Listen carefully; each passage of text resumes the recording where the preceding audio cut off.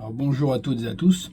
Vous avez été vraiment très nombreux à réagir, à commenter ou à m'envoyer des messages concernant la vidéo d'hier sur la génération Z et la volonté d'État de moutoniser le peuple, etc. Donc ça fait plaisir. Ça fait plaisir parce que, premièrement, j'ai été très direct, j'ai même été un peu dur. Donc si vous êtes encore là à me suivre et à écouter, c'est que vous avez refusé de faire partie de ceux qui seront des moutons et que vous avez bien compris qu'il y a un problème, un phénomène de société et qu'il faut faire quelque chose, chacun à son niveau, pour s'en sortir. Donc puisque vous êtes encore là et que vous m'avez envoyé pas mal de messages afin de donner des conseils dans la préparation pour ne pas être dépendant complètement du système. Alors n'oubliez pas que je vous ai dit que battre le système est un truc un peu fantasmagorique parce que c'est tellement imprégné, tellement enraciné que je ne crois pas que même une révolution arriverait à battre le système. Il serait juste remplacé par un autre qui serait équivalent ou qu'il deviendrait avec le temps. Ce que vous avez le contrôle, c'est ça que je voudrais vous parler. Changer le monde, changer l'État, vous en avez sûrement pas les moyens, ou peut-être pas les moyens, et c'est vraiment quelque chose de compliqué à faire. Et le résultat n'est pas certain. Ce dont vous avez le moyen de faire, et sur ce sur quoi vous pouvez infliger, que vous avez un impact, c'est sur vous-même et votre cercle proche. Ce que je veux dire. Voter, par exemple. Voter, c'est essentiel, mais c'est pas la solution. Il y avait Coluche qui disait que si voter était utile, ça serait illégal. Ben oui. Voter, ça sert juste à maintenir le peuple dans l'espérance. Mais en fait, on s'aperçoit que de voter pour A, pour B ou pour C, ça ne change rien. Attention, je ne dis pas qu'il ne faut pas voter. Moi, je vais aller voter. Quand on va voter pourquoi? Dans l'idéal, dans l'idéologie, on va voter pour le meilleur, pour celui qu'on veut. Mais en fait, maintenant, si on regarde la scène politique, il n'y a pas de meilleur. Il n'y a pas de meilleur, il n'y a pas de celui qu'on veut. On va voter pour le moins pire. Vous vous rendez compte où c'est qu'on en est venu? On n'en est plus à l'époque des grands présidents, des George Washington, des De Gaulle, des gens comme ça avec du charisme. On en est avec une espèce de scène politique de voleurs. Parce qu'il faut quand même savoir que vous pouvez être président, enfin ministre ou député ou autre avec un casier judiciaire. Alors que vous ne pouvez pas travailler à la poste ou vous ne pouvez pas être infirmière. Il n'y a pas un problème là. Sur 500 et quelques députés qu'on a, il y en a plus de 80% qui ont des affaires sur le dos face à la justice. Bon, bref, c'est pas le sujet. Ce que je veux dire, c'est que voter est essentiel parce que vous allez voter un pour le moins pire. C'est-à-dire, dans tous les candidats qui sont face à vous, c'est tous des menteurs. Hein, il y a une petite comparaison que j'aime bien qui dit que un politicien honnête, c'est comme une prostituée vierge. Ça n'existe pas. Voilà. Par contre, il y en a des pires et il y en a des moins pires. Et il y en a qui vont peut-être remplir un certain cahier des charges de choses qui sont importantes pour vous et d'autres qui le sont moins. Donc, posez-vous déjà les questions suivantes. Quels sont les problèmes principaux? On va parler au niveau de l'État, du gouvernement, de la vie en France, etc. À vous de classer les problèmes principaux. C'est pas moi qui vais vous dire de voter pour le parti A, B ou C. Ça vous appartient, chacun fait ce qu'il veut. Et voyez selon vos priorités et selon ce que vous pensez, pour qui vous allez voter selon les cahiers de charges. Maintenant, sachez que c'est pas parce que le gars il a dit ça pendant sa campagne électorale qu'il va le faire.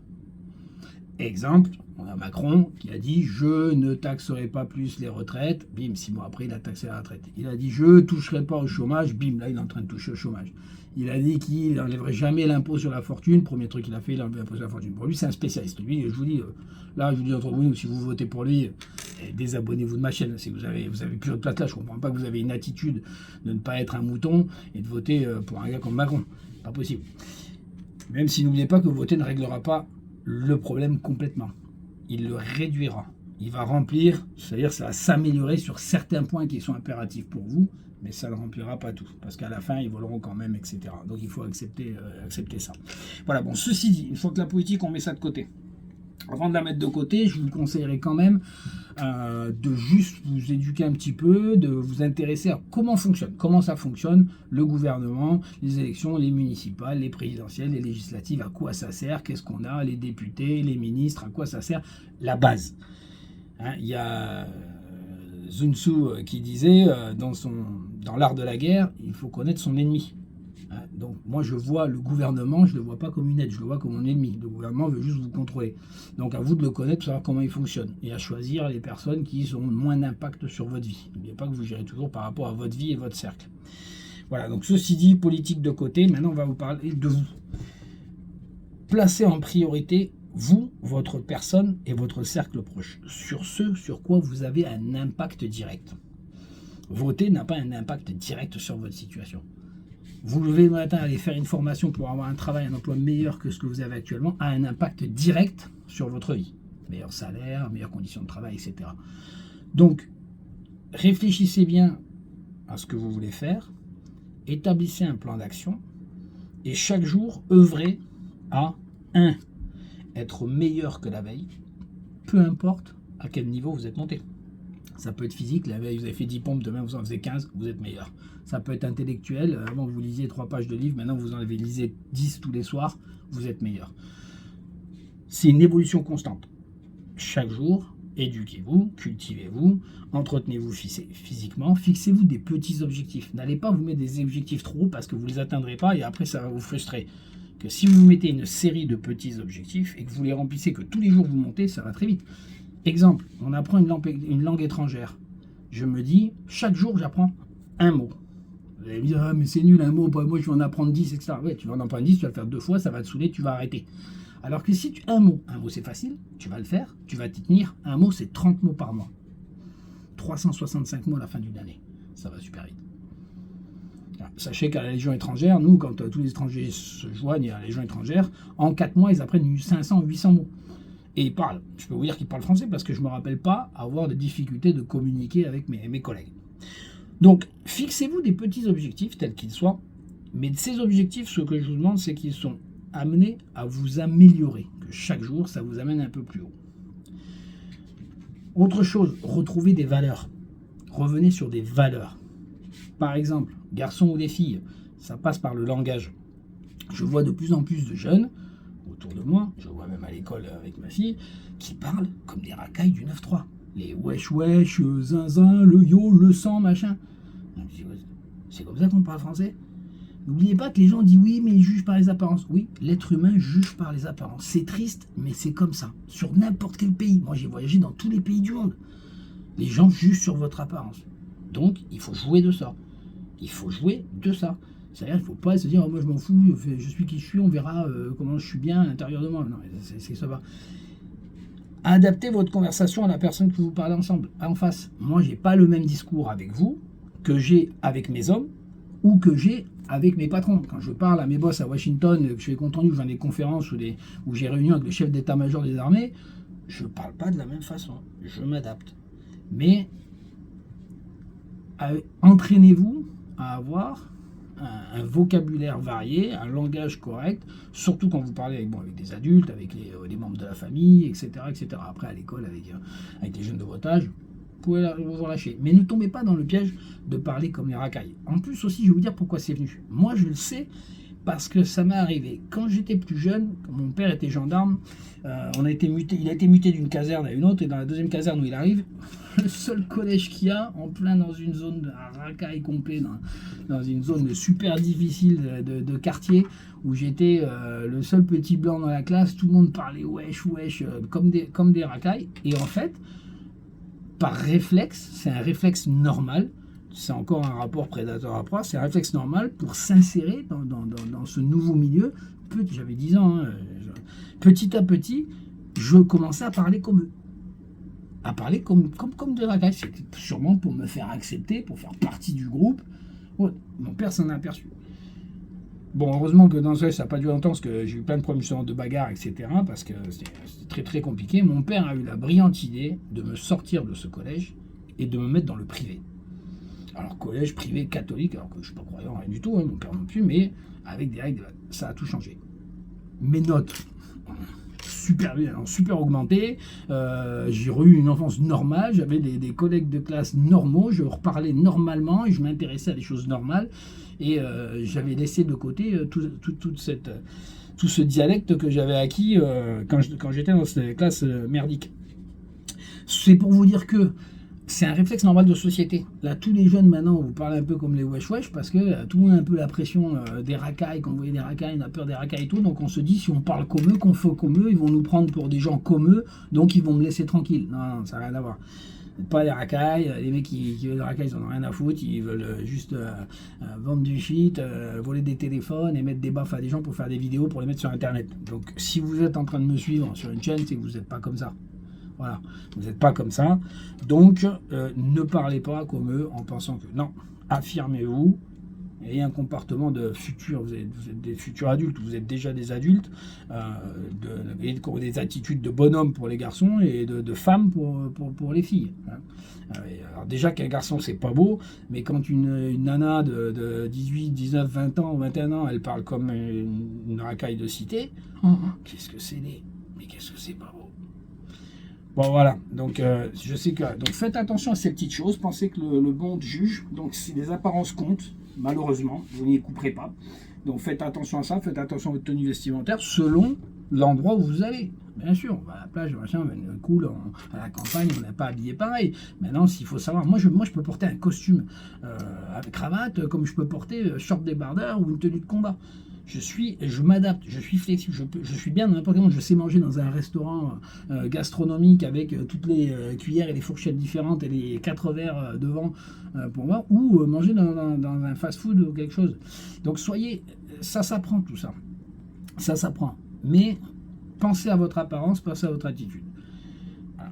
Cultivez-vous, éduquez-vous, fixez-vous des objectifs de progression petits, qui soient physiques et aussi intellectuel. La lecture, ça vous plaît pas, maintenant on a été fan de ça, mais rien ne remplace un livre. Je vous dis, alors cherchez des trucs qui vous plaisent, des sujets, renseignez. Maintenant, quand je vous dis cultiver, toujours dans la démarche de sortir du système mouton, etc., il faut connaître bien son ennemi. Alors, votre ennemi, il y a le gouvernement, en premier, donc savoir comment ça fonctionne, qui est qui fait quoi, les lois qui vont sortir, ça vous donne de l'avance, de l'anticipation. Parce que là, je vous demande, est-ce que vous savez les lois qui ont été votées dernièrement?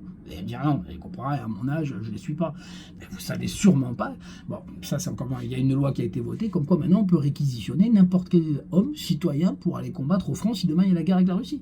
Il y a une loi qui a été votée qu'on peut saisir votre voiture et votre bien immobilier si l'effort de guerre le nécessite. Vous savez ça? Hein, il y a des lois de ouf qui ont été votées que vous ne savez pas. Il faut comprendre qu'en France, on est le pays qui utilise le moins pratiquement le référendum en Europe. Le référendum, c'est quand c'est le peuple qui vote. C'est quand même normal que normalement le peuple vote. En Suisse, quand il y a des élections, 80% des élections, c'est voté par le peuple. C'est le peuple. Moins de trucs, on a une loi, on demande au peuple, il veut ou il veut pas. Et ça, c'est bien. Alors que chez nous, on a des députés, qu'on élit, qui sont censés être notre voix, quelque part. Mais le problème, c'est que le gouvernement, il a un outil qui s'appelle le 49.3. 49.3, c'est quoi? Eh bien, le gouvernement veut passer une loi, ça va devant les députés disent ah non, parce que nous on a voté pour eux, ils ne sont pas d'accord, ils disent non, on ne veut pas, d'accord, le gouvernement dit d'accord, et ben on impose, et on ferme notre gueule, ils peuvent imposer une loi. Ils ont utilisé, je ne sais plus combien de fois en quelques mois, c'est fini les trucs, maintenant en fait, c'est quand le gouvernement s'en fout que les députés veulent ou pas une loi, ils vont la passer quand même. C'est le gouvernement, c'est le roi, il décide, il passe des lois. Bon bref, donc apprenez comment fonctionne notre système politique. Surtout si vous comptez rester en France, pour jouer avec et pour anticiper lorsque ça sera nécessaire de passer à l'étape supérieure. Je vais vous expliquer plus tard ce que c'est que l'étape supérieure. Deuxième chose, développement personnel. Donc, d'un côté, on apprend ça, de l'autre côté, éduquez-vous aussi sur votre deuxième ennemi, la banque. La banque, c'est un sacré ennemi, la banque. Déjà, comment vous estimez que la banque est obligatoire? Vous êtes obligé d'avoir un compte en banque. Vous ne pouvez pas dire non, je n'en veux pas. Je veux être payé en liquide et tout. Votre patron ne peut pas vous payer en liquide. Il va devoir faire un virement. Et vous sachez que la Commission européenne est en train de pousser pour faire passer une loi pour interdire l'argent liquide d'ici 2027. S'il n'y a plus d'argent liquide, ça veut dire quoi? Vous êtes complètement tenu. C'est-à-dire que tout votre argent est dans une banque. Il n'y a pas d'échange liquide. Demain, le gouvernement en a après vous, il bloque votre compte. Vous n'avez plus de pognon. Il peut saisir votre compte pour l'effort de guerre. Ça aussi, ça a été voté dernièrement, il faut le savoir. Il peut, donc à tout moment, vous allez mettre votre carte n'importe quoi, faire un retrait, on sait où vous êtes. Voilà, on saura tout ce que vous achetez. C'est pour contrôler, ils vous disent que c'est pour votre sécurité. Non, c'est pour éviter qu'il y ait du black, pour être sûr que vous payez les taxes et les impôts sur tout. Et gardez en tête que la France est le pays numéro 1 au monde des taxes et des prélèvements. Au monde. Je compte aussi la part de prélèvement automatique qu'il y a sur le salaire, des charges, avec des impôts. On est au plus haut. Donc sans argent liquide, vous êtes foutu. Ensuite, la banque, c'est quand même un sacré truc. Parce que la banque, je vous explique comment ça fonctionne. Vous mettez 10 000 balles à la banque, dans la banque. La banque, elle vous prend des sous, déjà. Parce que tu mets des sous dedans, elle t'en prend. À chaque fois que tu veux retirer, tu paies des frais. Tu paies des frais pour ta carte bancaire. Tu veux un document un peu particulier de ton compte, on te prend des frais. Tu fais un virement, on te prend des frais. Mais la banque, qu'est-ce qu'elle fait avec votre argent? Elle gagne de l'argent, elle le place. Elle vous donne zéro intérêt. Sur un compte courant, en France, vous n'avez rien. Alors qu'elle, elle va le placer à 3, 4, 5, 6, 7%. Pour petite information, un compte bancaire au Cambodge, compte courant, comme votre compte courant, il vous rapporte 3,4%. Plus qu'un livret épargne en France. Il n'y a que chez nous que non. Vous n'avez rien. Donc c'est la banque, elle vous prend de l'argent, elle vous fait payer, elle fait bosser votre argent et elle garde les bénéfices. Ça, c'est ce qu'il faut savoir. Autre chose, vous avez vu loin maintenant. Vous faites un dépôt à partir d'un certain montant, vous devez justifier d'où ça vient. Voilà. Alors, vous êtes prostitué, vous avez sucé des bites pendant 6 mois, vous avez mis de côté. Non, vous devez justifier. Vous faites un retrait à partir d'un certain montant, vous devez justifier. Vous n'avez, écoutez bien ce que je vais vous dire, vérifiez votre contrat bancaire, pour toutes les banques c'est pareil. Vous ne pouvez pas faire un retrait, genre vous avez 300 000 euros sur votre compte, vous allez à la banque, je dis vous voudrez 100 000 euros en liquide, c'est impossible, c'est interdit par la loi, vous ne pouvez pas. Vous devez effectuer un paiement ou un virement électronique. On ne vous donnera pas l'espèce. Et en plus, ils vont appeler la gendarmerie pour rien. Qu'est-ce qu'il va faire avec? Épée de la gamme, une rançon, on ne sait pas quoi. C'est interdit. Demandez à votre compte. Moi, j'ai demandé à Banque Populaire, je vais demander, comme vous allez dire, il a un compte à Banque Populaire. Il n'y a rien dessus, et je m'en suis servi pour faire un placement financier. Mes comptes, ils ne sont certainement pas à la Banque Populaire. Donc, intéressez-vous au système bancaire en France et à l'étranger. Placez votre argent en fonction de tout ça. Il y a des choses qui rapportent beaucoup plus. Le compte épargne, surtout pas. Ne mettez surtout pas d'argent sur un compte épargne. En France, le compte épargne, c'est ce que l'État se sert pour rembourser la dette. Quand vous voyez que votre compte épargne devient intéressant, il monte à 3-4%, c'est parce que l'État n'a plus d'argent et veut assister les gens à placer dedans pour pouvoir utiliser cet argent pour payer la dette. C'est ça le truc. C'est en fait, on fait un prêt à l'État, quoi. En gros. Et là, vu qu'il a 3 000 milliards de dettes, il ne faut surtout pas mettre l'argent là-dedans. Variez votre porte-monnaie. Ayez des comptes, je vous conseille des comptes électroniques, banque en ligne, parce que vous ne payez pratiquement pas de frais, le minimum. Des comptes de banque en ligne qui vous permettent de faire des placements. Donc il y a des placements, je ne vais pas citer, j'en cite une, Revolut par exemple. Sur Revolut, vous pouvez mettre un compte flexible avec entre 3 à 6% d'intérêt journalier, tous les jours. Tous les jours, vous voyez 2, 3, 4 euros qui tombent sur votre compte. Oui, ça change, ça fait plaisir. Hein. Sur la même banque, vous avez toujours dans l'application possibilité d'investir dans des actions. Alors les actions, vous allez me dire, oui, les actions, ça fait peur et tout. Moi, j'étais comme vous jusqu'à ce que le jour, j'ai un colonel, un boss qui était avec moi, qui m'a initié et qui, en fait, c'est pas si compliqué. Il faut s'y intéresser, il faut se documenter. Seule règle que je vous donnerai conseil, ne jouez pas dans les actions à risque. Ah, c'est sûr qu'on peut gagner beaucoup, mais on peut perdre beaucoup. Donc, par contre, il y a des actions qui sont très stables, des actions qui sont, on appelle ça du groupe des 5, le groupe des FANG, des forts, et qui montent doucement, mais qui montent mieux. Je vous donne un exemple. Moi, par exemple, j'ai acheté des actions Apple en 2021, donc juste avant, j'ai mis 2 000 euros d'actions Apple. Aujourd'hui, c'en est 4 000 sur mes 20 actions. 2021, ça fait 3 ans. Il n'y a pas d'intérêt bancaire qui va vous rapporter ça sur les 3 ans. J'ai doublé. Voilà. Donc, il y a des groupes, il y a des actions. Alors, pourquoi je vous donne, par exemple, Apple, Microsoft? Pourquoi? Parce que si vous achetez un ordinateur de nos jours, vous n'avez pas le choix. Ce qu'il y a dedans, c'est soit Apple, c'est soit Microsoft. Il n'y a pas de concurrence.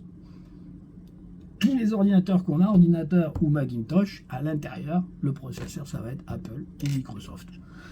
Donc, c'est des actions qui vont prendre doucement, mais qui ne descendront pas. Donc, vous allez les voir cher, mais en fait, demain, elles seront toujours plus chères et ça remontera toujours. Voilà, c'est comme ça. Ça, c'est du solide. Vous avez, en ce moment, qui marche bien, Nvidia, très bien, parce que vu que la crypto et les besoins en fait en processeurs informatiques augmentent dans le monde, Nvidia est leader. Nvidia, pareil, j'ai doublé mon investissement. Donc voilà, investissez pas dans des trucs genre le vaccin Pfizer, le machin, parce que vous ne savez pas, c'est compliqué. Hein. Il y a des sites très bien pour vous éduquer en ligne sur les actions, vous allez, ou alors ils expliquent vraiment avec un langage simple, parce que moi aussi je ne suis pas un professionnel de la langue, donc j'ai appris comme ça. La règle, c'est de varier son portefeuille, comme ça, s'il y a quelque chose qui ne marche pas, le reste, comme vous avez gagné, ça compense. Donc, un petit compte flexible qui rapporte au moins 4%, en dessous de 4%, ça sert à rien, au moins 4%, c'est bien, un petit peu d'actions, un petit peu d'or, alors surtout l'or. Alors je vous raconte un truc bien avec l'or. Moi l'or, quand j'étais en Somalie dans les années 2018, je faisais des rotations et je passais par Doha. Donc à Doha, au Qatar, à l'aéroport, je pouvais acheter, ça s'achète à l'aéroport, un petit peu d'or. J'achetais pas des trucs énormes, hein, mais c'était un petit 5 grammes, 10 grammes, un petit peu d'or.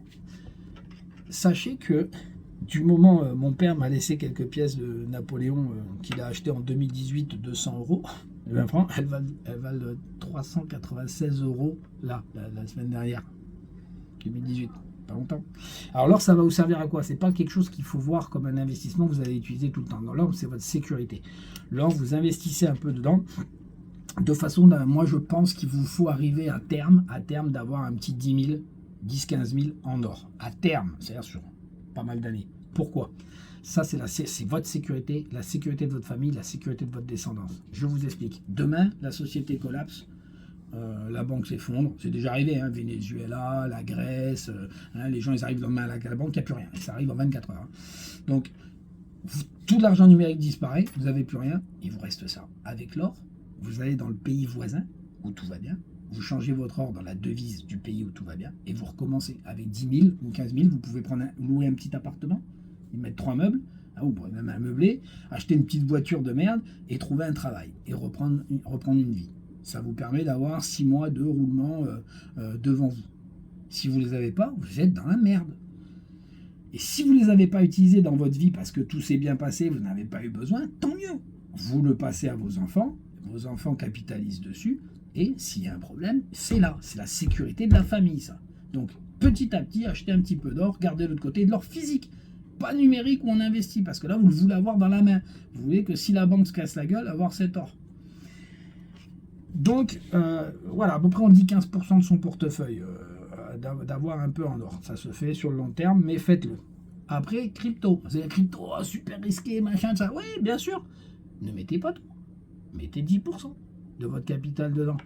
Mais voilà, moi je dis pas de rire, mais crypto, ça a gagné. Pourquoi en ce moment ça gagne, ça marche super bien et ça monte? Regardez, quand il y a une guerre et qu'on met des sanctions sur un pays comme la Russie, que la Russie a été retirée du SWIFT Bank, donc le code SWIFT qui permet de faire toutes les transactions bancaires. Ben maintenant, les gens, les Indiens, les machins, tout ça, quand ils achètent le pétrole à la Russie, puisqu'ils ne peuvent plus l'acheter en dollars, ni l'acheter sur des virements SWIFT, qu'est-ce qu'ils font? Ben, ils payent en crypto. Voilà. Donc maintenant, la Russie, elle a compris, l'Inde, elle a compris, la Chine, elle a compris, tous les autres pays, elle dit, ah ouais, le dollar qui fait la loi dans le monde, ben maintenant, allez vous faire voir. La crypto. Donc la crypto, ça a de l'avenir, ça c'est sûr. Ça a de l'avenir parce que c'est pas contrôlable comme le reste. Donc je vous conseille d'en avoir un peu. Pareil, éduquez-vous, apprenez comment ça fonctionne. Moi aussi, ça me faisait un petit peu peur au début, mais en fait, comme tout, hein, vous trouvez des sites ou des trucs un peu. Je vous donnerai des liens, si vous voulez vraiment que vous me demandez, j'irai plus dans le détail. Mais voilà, apprenez. Un homme averti en vaut deux. Si vous savez, vous comprenez. C'est quand vous ne comprenez pas que vous ne savez pas. Et on ne veut pas que vous compreniez. Le gouvernement ne veut pas. À l'école, on ne vous éduque pas. Pour ça, on ne vous apprend pas. Pourquoi il n'y a pas des classes à partir du collège qui expliquent aux enfants comment gérer son argent, comment placer, comment... Mais non, on ne veut pas. Parce que sinon, vous êtes dangereux. Vous êtes indépendant. On vous veut moutoniser.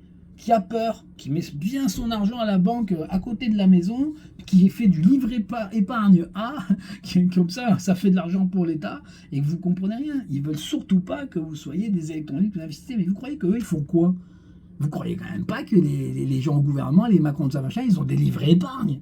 Mais non, ils ont pas ça. Ils ont du bitcoin, ils ont de l'or, ils ont des actions. Mais ils n'ont pas de livret épargne. C'est pour nous les pauvres. Et puis, l'erreur à ne pas faire encore, c'est d'avoir qu'une seule banque. Tout le monde a un compte parce que c'est plus facile. Mais si ta banque, elle coule, t'as plus d'argent. Moi, je préfère, mais même si vous avez rien, vous avez 4000 euros, ben vous avez 3 banques et vous mettez épargné de 3 banques différentes. Et trouver des banques qui ont des succursales dans le monde entier. Comme ça, si la France tombe, vous allez dans le pays d'à côté, dans la même banque, et vous pouvez retirer votre pognon. Pas dans une banque Crédit Agricole qui est présente qu'en France, par exemple. Voilà. Allez dans des banques, la HSBC, des banques où il y en a dans le monde, ou au moins dans l'Europe. Mais pas que dans un pays, sinon vous perdez votre pognon.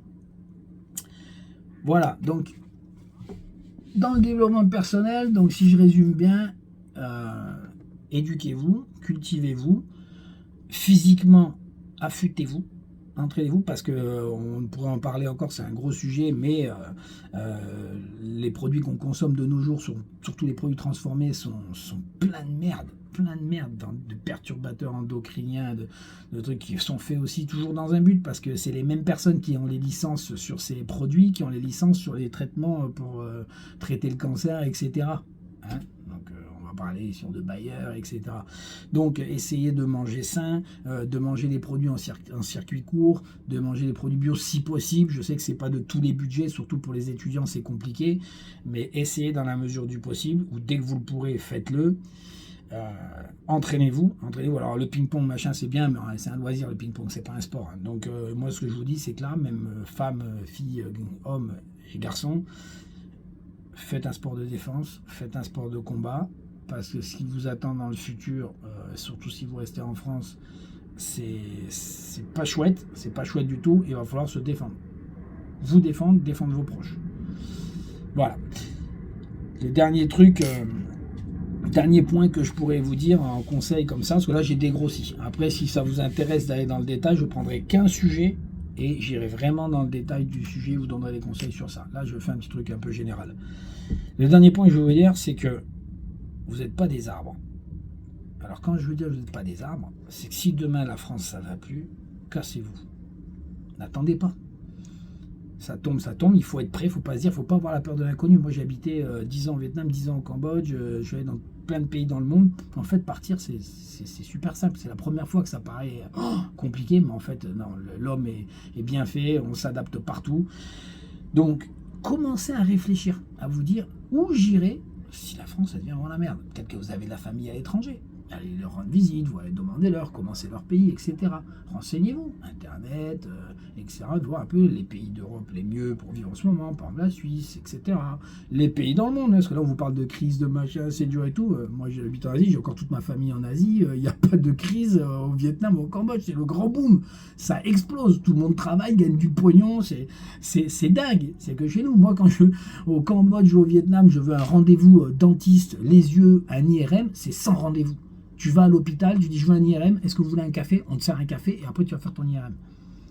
Et me dites pas ouais mais c'est payant là-bas et tout. Et bien en fait oui c'est payant, mais l'assurance que je payais en Asie pour les soins totaux à 100%, moi, me coûtait moins cher que votre couverture sociale et votre mutuelle. Parce que vous payez votre couverture sociale, on vous prend sur votre patron, on vous prend sur votre salaire, et en plus vous n'êtes pas tout remboursé, vous êtes remboursé à 70%, et après il faut payer la mutuelle, qui vous coûte à peu près 100 balles par mois.